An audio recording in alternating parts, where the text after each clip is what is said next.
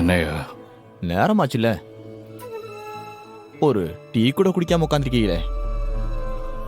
சாப்பிட 4 இட்லி வாங்கிட்டு வரட்டுமா? வேண்டாயா, நீ போ. பசி தாங்க மாட்டீங்களே சார்வால். பசி இல்ல, போதுமா? நீ போ.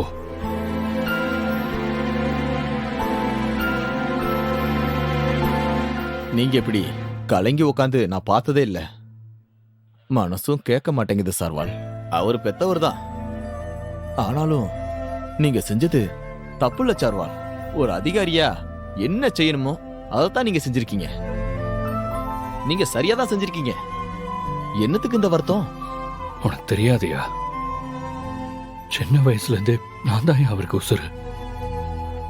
நான் மட்டும்தான் முக்கியம்னு நினைப்பாரு.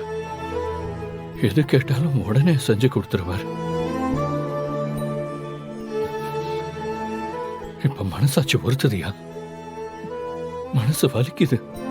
ஆனாலும் அவரு தப்பு பண்ணிருக்காருல்ல, நீங்க உங்களோட கடமையை செய்யணும்ல. நானும் தான் தப்பு பண்ணேன். அவர் தப்பு பண்றப்பெல்லாம் அப்பா வேண்டாம்பா அப்படின்னு ஏதாச்சும் சொல்லி இருக்கணும். சொல்லலையே.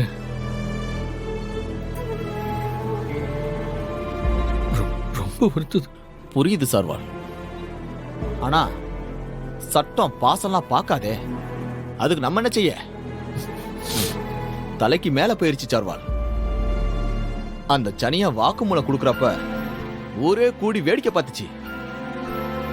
நீங்கன்னு இல்ல, யாரும் ஒண்ணும் பண்ண முடியாதுல்ல.